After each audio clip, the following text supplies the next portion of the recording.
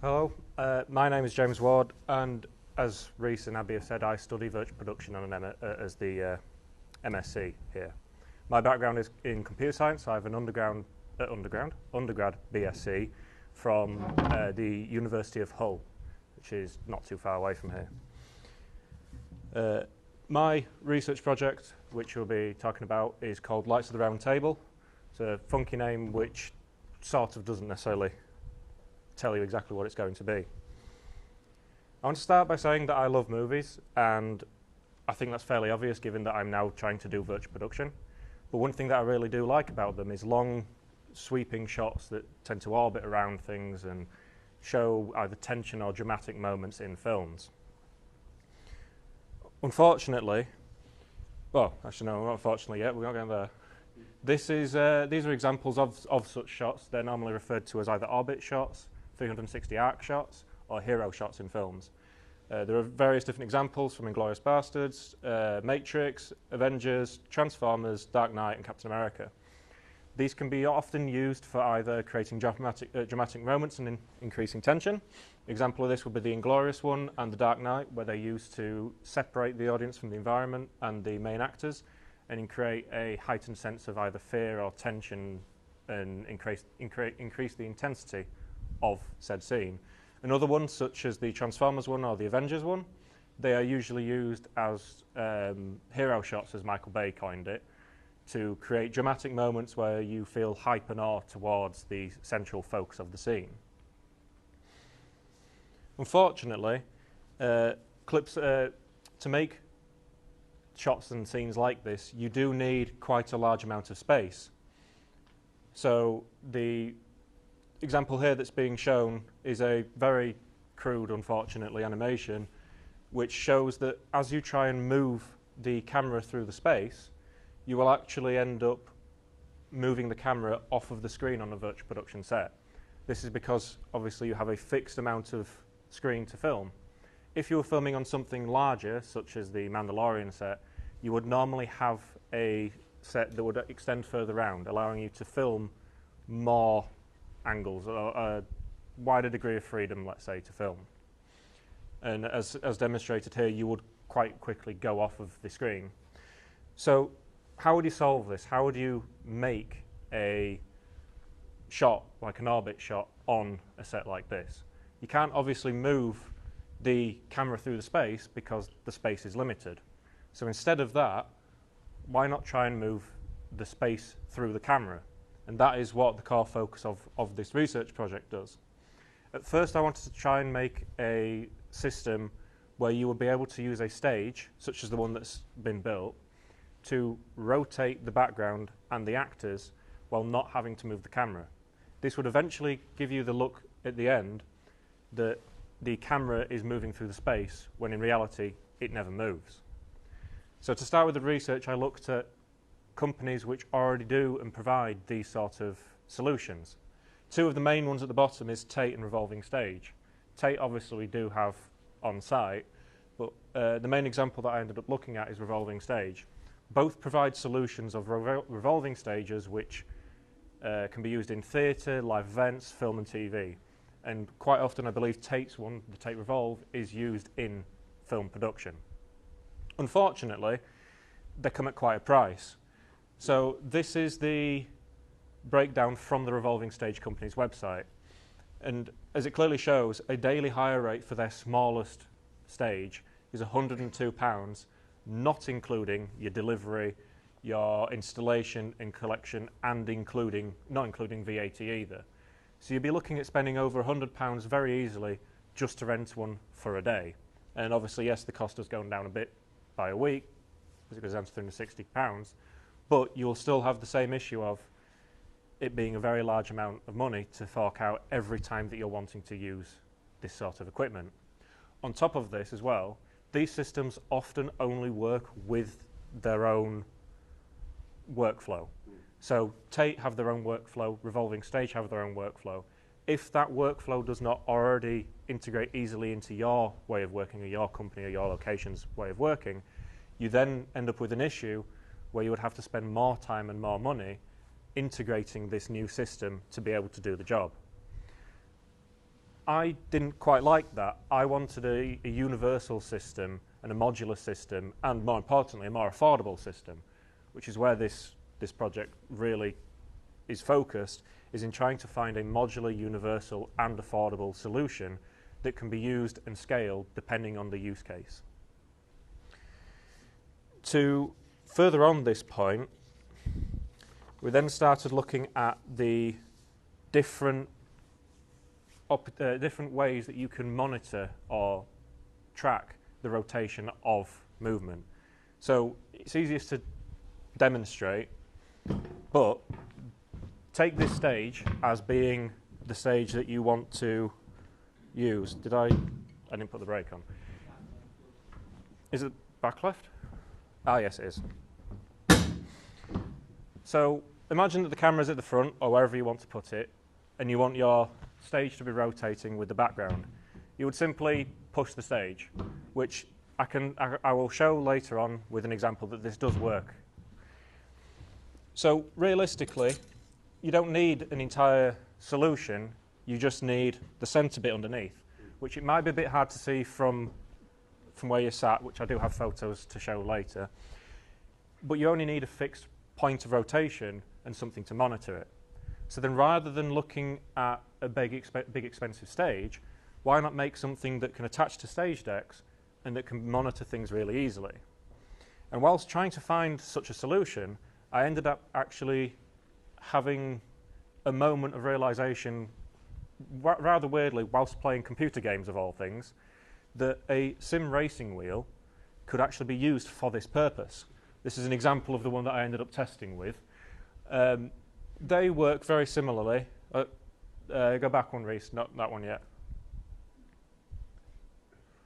Yeah, they work very, very simply by taking a rotor encoder or a motor inside, and then depending on which direction the wheel moves, it will output a value that either gets greater or lesser depending on which way it's rotating and to which point it's rotated. So then the theory is that why not take the wheel off, which would be the next slide now, please, Reese. Yeah. This, again, sorry, very crude animation, but you could take the wheel off, place the motor and the system onto some sort of gear or however you want to get it to work, place it onto a stage, and then it would work and rotate.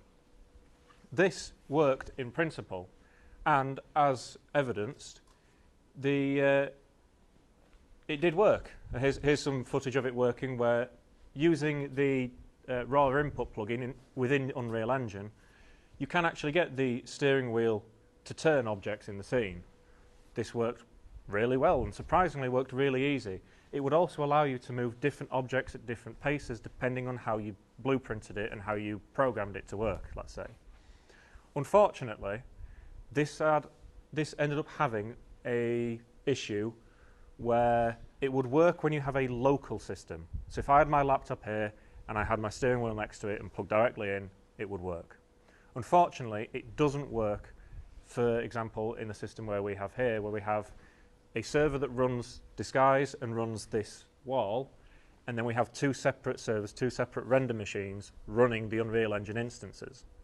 Because of that networked connection, the wheel would not work, as the Unreal instance would not register that a wheel was plugged in. So then you go back to the drawing board. How do we fix this issue? It needs to be able to work over a network, and it also needs to work very simply and still be in a small form factor. This is where I then ended up looking at how do these wheels actually work, breaking it down into the simple point of they have a rotor encoder, a microcontroller, and then a processor, usually. So why don't I use this system in its simplest form to actually control it? So I ended up taking a rotor encoder, an Arduino, and my laptop to be able to get this to work. So we have the rotor encoder, which will work as the point of rotation that will take the values of when it's being rotated. The microcontroller will take this analog input and turn it into a signal, electrical signal that can be then understood by the brains of the system, which will become more apparent with the final design of this system. It is quite important for the final design that the microcontroller is involved, and rather than going straight to a brain, because then it allows you to have multiple rotor encoders to monitor multiple things. This system then was tested and does actually work, and it is actually the basis of how everything works currently. So as the original test footage can show, it works in principle. That a rotor encoder, once twisted, can actually turn the background on the Unreal Engine. The three stages being, the analog rotation gets turned into a signal input, serial input, sorry. That serial input gets turned into a networked OSC input, which is a very common, obviously, very common standard used in the theatre and film industry, which can then be understood by any program that it gets sent to. In our case, it's getting sent to Disguise, and Disguise is then using that value to rotate the world origin for the Unreal Engine. It's a very simple way of working, and in premise works really well. So once this had been made and the prototype was working, the next stage was to build something that could attach it to a stage. I wanted it to be attached in such a way that it could very easily connect to a stage deck. Stage decks are very common. You can bolt them together to make them whatever size you need, meaning that it's very scalable. You want a very large stage to have a full-scale battle on? You can do that. You put more stage deck, more wheels on. You want to have something very small, a conversation with two people on a table, not on a table, on chairs obviously, but you do that, well, you only need one stage deck. You can scale it down. And this can be changed depending on what the need is. So instead of having to get a physical stage that is a set size and being limited by that, this allows you to be able to change to whatever environment is needed. It also means that it works with already usable things in the industry that are very readily available for companies and businesses that will be doing film and live events or whatever you want to use it for. So, as can be evidenced by the photos, it does look like a very crude design. It's a prototype after all. But the main premise is it's a bearing with a metal shaft that's notched to fit under the stage deck. The stage deck still takes the weight, as they're all rated for taking weight. There's no reason for me to try and offload that.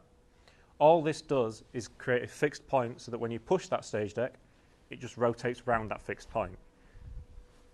And as you can see, there is a gearing on it. The gearing is needed to offset the point of rotation.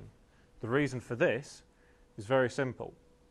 If you were to have the rotor encoder in the center, you would end up having to make a oversized or undersized rotation point. But by making sure that the bearing is flat on the floor with a strong shaft up above it, it allows that to stay strong and not end up bending over, as it will be a possibility that upon pushing a stage, you would bend and end up laterally moving the stage rather than rotating it. The gearing for this was, again, just to test it as a prototype, it's a 1-to-1 ratio, meaning that for every one revolution of the shaft, there is one revolution of the rotor encoder. This simplifies the programming process, allowing me to develop it a bit quicker, but also allowing less troubleshooting if something was wrong.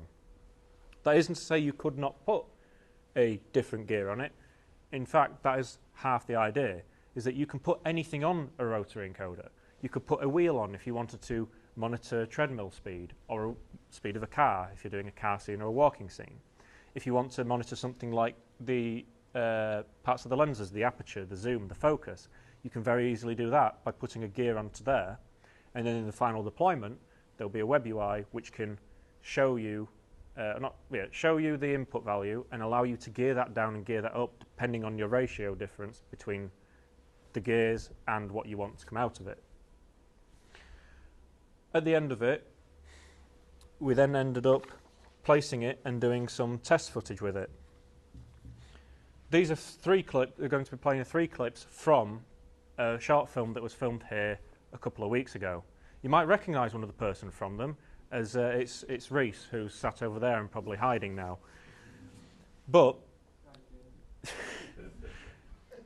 this both is a part of a short film that is done as part of the master's degree project, but at the same time was also working as a proof in concept of this entire thing. It shows that you can get very different shots that you would not normally be able to get on a virtual production set. The one that's currently playing now, I believe, is the third clip, which rotates around the actors at 360 degrees. It's quite hard to do that on a virtual production set of this scale, because as I say, you would end up running out of space. But this allows you to do a lot of shots that wouldn't be able to be done before. Or not as easily, should I say, because there are going to be stages in the world that allow you to do it. But this does allow for a greater amount of freedom when filming. This isn't to say, though, unfortunately, that there aren't issues. There were many issues, precisely actually 3 in fact, that arose when we were filming this. Primarily, you can't get power onto the set. Due to the design of it, any devices, any lighting that you would get onto the stage, all the cables that would come off would end up being wrapped around and would clog up the system, something that would limit you in your rotation. The solution to this would be to use something like a slip ring, allowing you to rotate it infinite amount of times without having any issues. This is something that I'm going to look into, but again, I'm trying to make this affordable and usable for as many people as possible, and unfortunately slip rings are quite expensive. There are other solutions to this, such as using battery-powered devices, which is actually what that light is there on the screen. It's a battery-powered light, which was used to just throw a bit more light onto one of the actors. This solution can be used, obviously, for a very varying amount of different things, as there are a lot of battery-powered devices for the industry. But unfortunately, some lights, such as the big ones we would use here, are all quite power-hungry. So you would not get a lot of time with them being on. Again, an issue that is to be solved. Another issue is to do with the lighting.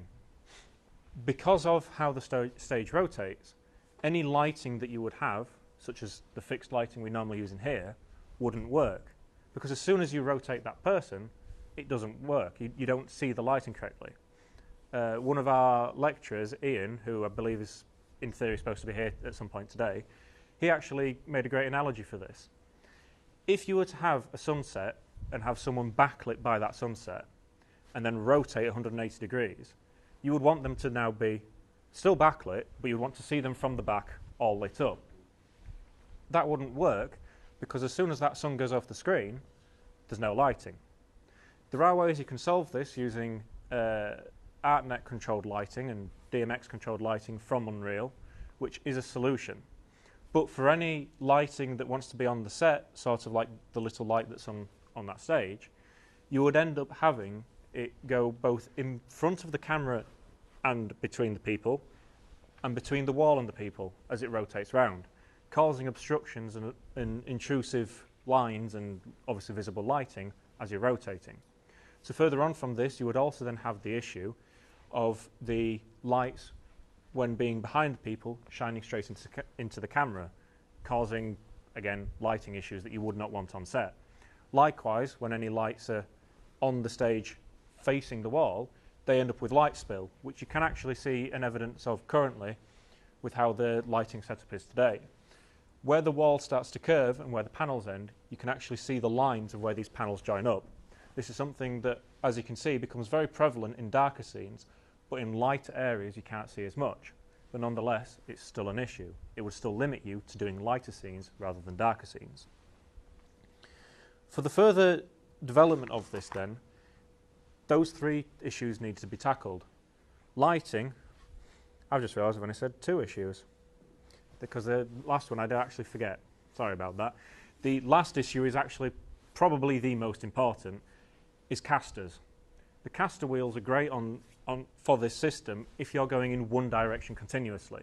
But as soon as you want to stop it and turn it and go the other direction, those casters now cause a great amount of resistance, stopping you from making a smooth motion. So if you had a scene where you wanted to move left and then right, you would have to stop, manually turn the casters without moving the stage, and then start moving right. Otherwise, as you move backwards, we found out that you end up with a weird jarring motion, as it wouldn't move smoothly, stop and then start moving smoothly again. To solve this, a solution could be to use a fixed track with wheels that are fixed. So they are all fixed in a circular angle, allowing you to still move it circularly, but they then don't have the issue of the resistance when trying to change a different direction. Again, these three issues are all things that need to be focused on and figured out in the final deployment version. But that isn't to say that this will be the final version of it once these things are solved. In fact, one of the main things that wants to be improved on is its modularity. The idea is that this system can be used to monitor everything or anything possible, as I've mentioned. But beyond that, it wants to be able to monitor multiple things at once. This is where the brains bit comes into it. The system is designed so that you can have a rotary encoder hooked up to a microcontroller, and then that microcontroller can be hooked up to the brains. The brains can have multiple microcontrollers and multiple encoders plugged in at once. This would allow you to simultaneously track the focus, the zoom, the aperture, the rotation, all in one go, allowing you to easily get the data in and track multiple things at once. The point being that you then have more information in disguise to change the virtual background to a greater amount. If you wanted to change the zoom and zoom in differently, you would have to manually at the moment change it and then reconfigure the Unreal environment manually. But by monitoring the zoom with the rotary encoders and that sort of system, you'll be able to automatically pipe that through and get it set up so that it adjusts it in real time. That would be all controlled through a web UI, as mentioned earlier. That would allow you to monitor the different things coming in and change it how it goes out. One thing that I have glossed over and is very much worth mentioning is the application beyond the film industry. It became apparent whilst testing it and whilst shooting with it that it would be also very useful for live events.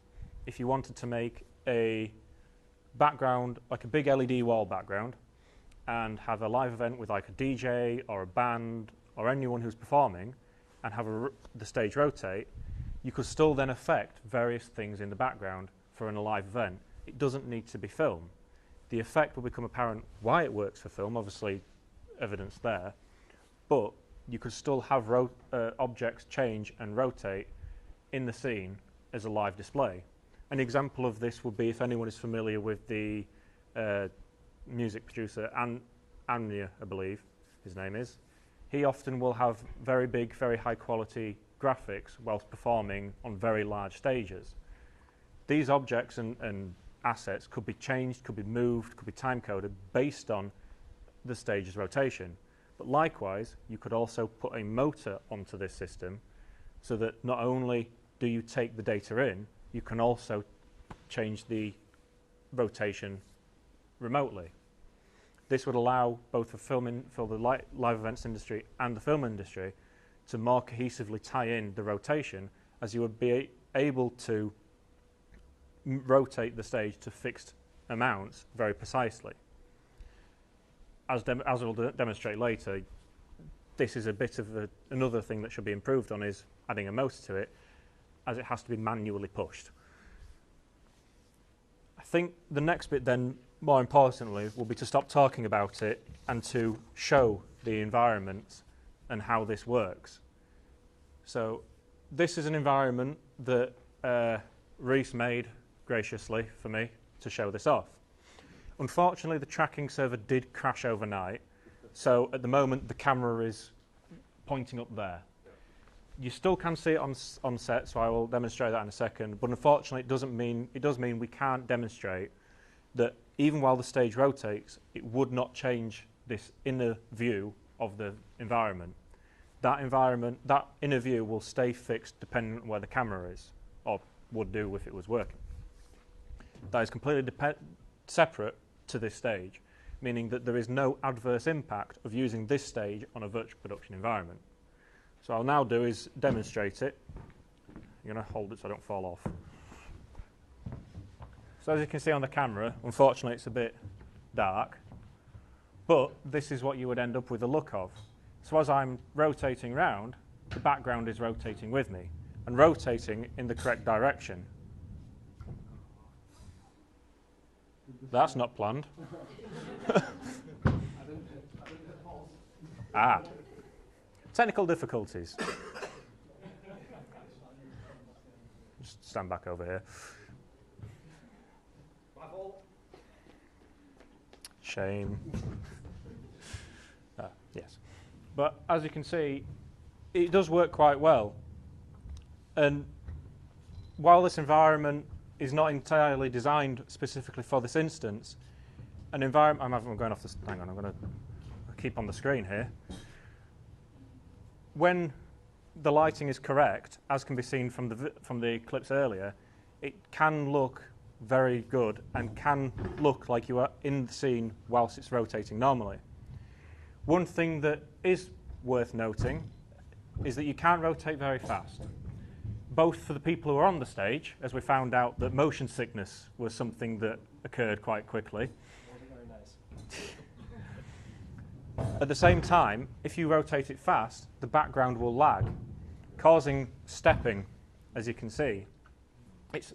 You can see this a bit clearer with the background that's running at half the frame rate as the focus of the screen, but the effect becomes more effective and works better when you are rotating slowly. Yes? Have you tried putting lights in this? Yes. When we were filming the short film, we had lights on the top, and they would rotate as well when the virtual environment was moved. That is something that... This is dangerous. It's not dangerous, don't worry. I'm just... I just have very bad balance, but... Yeah, that's all I've really got to say for the talk, but I obviously want to get everyone's opinions, and if there's any questions, please feel free to ask them. So, yes? I have lots of questions. First, have you tried using, or considered using projectors all around pointed in, and so that the light source moves through those, so that the light does move, but doesn't have to physically move? That was a consideration when we were trying to solve the lighting issue. Unfortunately, you will end up with the same situation that any lights or any projectors that are up facing down can cast light onto here, even if they're not pointed directly at it. We found that even the lights up at the top, they would still throw light straight onto the wall. So it is an issue to be solved, but something like that would work quite well. So you've got that Sputnik over there. Yes. I've seen Revolve's done like this with flat tracks, where they put those same beacons on the Revolve, and then track the Revolve that way to do a similar thing. Yeah. I love what you're doing with the steering wheel here. Can you comment on why the steering wheel over the This obviously isn't a steering wheel anymore. The steering wheel didn't work. This is a rotary encoder, like a pure rotary encoder that you would find in an engineering situation, let's say. So The reason why that over this is because this would allow you to do it without having this system. The Sputnik system relies on all these OptiTrack cameras that are around the room, and a lot of these tracking systems are very expensive. I found that, and you found this as well, when trying to track anything, especially lens data, your next nearest price point was, what, 5 figures, was it, I believe? Yeah. It was something like a 5-figure solution to install as a tracking solution to track one thing. I'm wanting to try and make this more affordable. The costs of the parts for an Arduino and rotary encoder, plus the other networking bits involved, is going to be more near £100 rather than £10,000, which I can probably guess that everyone's going to go, yeah, that's a pretty big savings amount. Yes, yeah. So the main point is you can make it cheaper, more affordable, but also it doesn't rely on having tracking markers. If that camera was over here, all these trackers wouldn't be able to see it. This doesn't rely on that. This relies on an axle turning, and that's all that matters. Just to further, I may be showing my ignorance of tracking here, but you have a tracking system here already for that camera. Yes. So sticking a Sputnik on that, do you have two things simultaneously tracking? Yes, that's what we were hoping to try and show, but obviously that tracking system crashed. Another reason why this is a bit better is when it crashes, it's a Python script. Very simple 5-line program that you can restart and it'll work, and it's very editable. The tracking systems here, because of how complex they are very complex to restart and complex to get working. It makes things a bit more simple. But yes, you do have a good point about can you track multiple things like that at the same time, and you can do. That's why in a working situation, that in a frustrum would move with the camera wherever you want. And we have tested it. You can move the camera and the stage, and they will not interfere with each other. A couple of the clips that were shown earlier, the camera is actually also panning at the same time. In the one that goes for a full 360-degree spin, we pan from one person to another and back again whilst the stage is rotating to keep them in the same focus. This system allows you to do that separately whilst also simultaneously not overloading the network with tracking data. It makes it more modular, allowing for different things. I have a thought or a question as well. Your slide with the cost of Yeah, the revolving state one. Yeah. It occurs to me that you could have another chart as well with the cost of full volume. Is that what you've done? Yes, that chart was just from the Revolving Stages website. Unfortunately, it's quite hard to find charts from them. I couldn't find one from Tate. It was a ringers for the cost type of thing. Oh, I see what you mean. Yes, that would be something to, yeah. What's how much latency is on the connection between the encoder and the system, and what do you think is acceptable for this purpose? That bit is something that I am currently looking into, is exactly how much latency there is. I don't have an exact figure, but the latency is that negligible that there are other parts in the system that have a higher latency already. The latency would, I would say, be almost identical to the same latency that you would get with moving the camera. So you don't notice that much of a difference. If you were to spin it really fast, I mean, actually I can demonstrate that. If you were to spin it really fast and then stop it, there is obviously a visible latency. But that latency would come more down to how I've programmed it. The way I've programmed it at the moment is, as it's a prototype, the Python code is running off of my laptop. If I was using a Raspberry Pi, as the final envision is going to be, in a headless mode with nothing else running on it, or even another different type of microcontroller, it would run a lot faster. At the moment, it's just because of how I prototyped it that there's a higher latency than there can be. Yeah, you probably did some filtering to make it more smooth. Yes, I did that because if the fidelity that's on the rotary encoder is something like 4,095 steps, I needed it to go down to 360 degrees. So I did that in Python. Python's a bit slow when trying to do this. So doing it in a different programming manner in a final deployment will mean that that time is down and works a lot quicker, which is the idea. If you had, I do a lot of programming with data time washout. If you had, if that's spitting out a stream of data, that data could go straight into something like washout. You wouldn't even need the Unreal Engine for that. And I could build, for example, a media clip that would. Yeah. That would be super useful. If this were That's how it works currently. It doesn't go into Unreal, it goes into Disguise. And Disguise takes that in, and we've set it up so it just goes in with just the value. That value can then be paired to anything, allowing you to track whatever you want to track, like the lens data or anything. All we've done with this instance is we've then said that value, please pair it and set the world origin rotation of the Unreal Engine world. So Disguise is the thing that's turning the background. It's not the encoder. The encoder is simply monitoring the rotation. It's Disguise that's actually turning it. This would allow, exactly like you're saying, for using to rotate anything. You could rotate an object, you could rotate a slideshow of different images, you could rotate something physically if you put it out to a motor. the encoder really is your brainchild there. Yes. The actual project, the thing that I've come up with and created is the system, or the overall architecture and the system of this modularity. The actual Disguise can be replaced by any other system.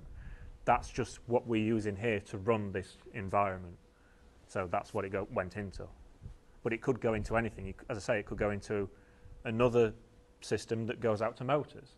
It could go out to robotics. It could go out to absolutely anything that you want. Could talk to a VMX lighting board. Yes, entirely. That is, yeah, entirely. That is the entire thing. Is you can rotate, you can send this data however you want.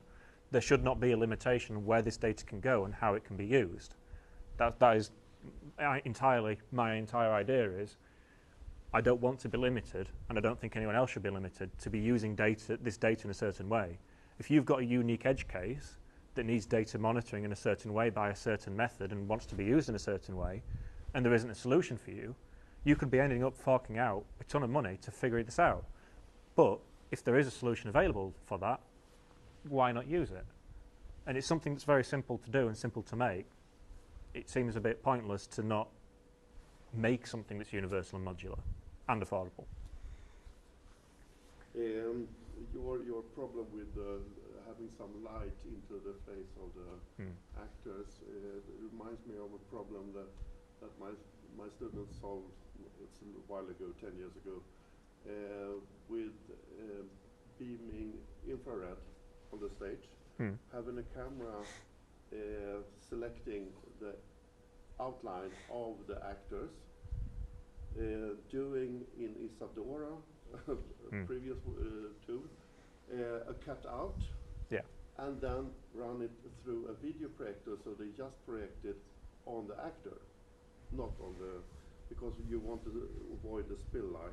Yes. Always kept the spill light. That would actually work quite well. Yeah. Yeah. Because it was a real cutout. Yeah, I see what I mean. And since they detected the two actors, it was not depending on where they were on space. Yeah, that's and the actually. other thing to avoid the spill light is, of course, not to have a highly reflective surface. Yes. And the third thing that's depending on if the color of your clothes. Yes. Because bouncing light will be, if you have white clothes, it will be real bounce. Yeah. Yeah. That is Dora's actually like. Yeah. That's actually a really good idea. Could be one thing for you to try. That could be a good solution to that problem. Modern tools, modern program. Any other questions or some tips that can, because this is an ongoing research project, so every contribution and discussion is very good. I'm interested, could you tell us a bit more about if the core of the project, the core of the thing, the R&D that you're developing is this modular system? Yes. How are you seeing that being packaged?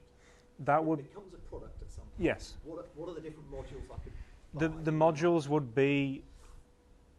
I'm still trying to figure out how you would name them, because obviously it wants to be a concise name that makes it very obvious of what it is. But the modules that you would be able to get would be the rotary encoder plus the microcontroller, and that would be sort of like the eye, let's say, of it, the thing that searches and finds the data, let's say. That would be one bit that you can get. Then the brains bit will be a separate bit, because you don't want to be buying a new brain every time you buy a new sensor. It doesn't. This is waste of resources. But likewise, you want to be able to buy more sensors than you want brains. I realise I said that the same way round. But my point is that would be the way that it would be sold. That you could buy one or two or both, so that you could have. You could buy a sensor and a brain, you could buy a sensor, or you could just buy a brain. The idea being that you can then get that modularity. But even within that, the idea of these rotary encoders that are used, they are quite big. I think the diameter is around about this big, which when you're trying to put them on a lens, is a bit big. So then having a smaller rotary encoder would allow you to do that. Also, likewise, if you wanted to put it on a lens, it'd be quite good to make a product or version of the sensors that can go onto, for example, the rails at the bottom of the camera, so that it can easily be put on. On top of that, there would also probably be different types of gears and different types of. I think in a way that's the bit that really, there's a kind of detailed development process in terms of what's the hardware that allows me to then attach it to a camera, to a, you develop the hardware to attach this to a piece of decking that rotates. That was a bit that took a long while to figure out. I'm seeing, there's a mains pad version, there's a battery pad version, there's a USB 5-volt powered version. Or in theory. Do you know what I mean? I think this usability. I fully understand what you mean. Function as a piece of kit that I've got my flight case full of. Yes. In theory, there shouldn't be any reason that it couldn't even be powered by Ethernet. so that you would have one Ethernet cable to plug in everything, which would work really well. That is something I do need to test out, and with the microcontroller that I used, it didn't have an Ethernet on it, so I couldn't test that. But again, that is something that it's another evolution of it. So the idea would be that the brain wouldn't just be a brain with, say, like USB ports on. If the final deployment is network-based, instead of having something like here where they all get plugged into a switch that you buy externally, the brain can be sat on a switch that has one in and then as many as you need out. Again, allowing for scalability. Because again, we don't want the issue where you buy a product and then it's now not going to work because my scope is beyond what I bought. If I make it so that it's scalable, you can expand it to as big as you want, as small as you want, regardless of when you want to do that. That allows a lot more usability. It makes it a lot more friendly as well to both smaller studios and higher and bigger studios who want to make a bigger system. So someone like myself who would want to be starting out with a production company, you can buy this and you can get off the ground really quickly rather than having to buy the aforementioned £10,000 solutions. Any other? About your casters. The rule for stagecraft is we don't, for me, has always been never put swivel casters on a revolve, mount your straight casters to the acrylic tangent. Yeah. They never have to reverse that, and you don't need tracks. Yeah, that's what we're going to do for the final one. This is just what was on hand. So rather than trying to build that immediately, not knowing that the prototype was finished, we wanted to test it. But also, as I say earlier, at the same time, we didn't realise that the casters would cause that much of an issue. Now that we know that's a big issue, that will probably be one of the next things that gets addressed first, because that is actually stopping its working. Can you get casters so you can lock the rotation of the caster? We just put regular straight casters that don't swivel at all. I believe you So I mean, I think it's into a modular system where you go, and now we're going to put two decks together. Oh, I see what you're Just saying. Yeah. it'd be so useful just to, you rotate it to get the casters to line up, you tighten the screw. I believe you can buy them. Yeah. I'll have to look into that. I know. Yeah. A couple plates with a bolt or something. Yeah, just a lock Yeah. off. So, Have you, yeah. Yes. have you considered maybe an omnidirectional wheel system? Yeah, I did look at that. The only issue with anything like that is a lot of these stage decks are obviously load rated. So if you wanted to put something like a car on it, you then also need to have everything else underneath it load rated. Whereas a lot of casters can be very easily load rated and bought very cheaply from engineering and manufacturing. Not entirely sure on the omnidirectional front, because I was thinking of bearings originally, but then bearings would wear out, you need to constantly keep greasing them up. So it is something we're going to look into. It's just from what the evidence that I've seen at the moment, the casters are a bit cheaper. But again, I might be completely wrong with that, and whatever works best is what I'll go for. I'm not like casters for the win, let's say. I'm not voting for that. But yeah.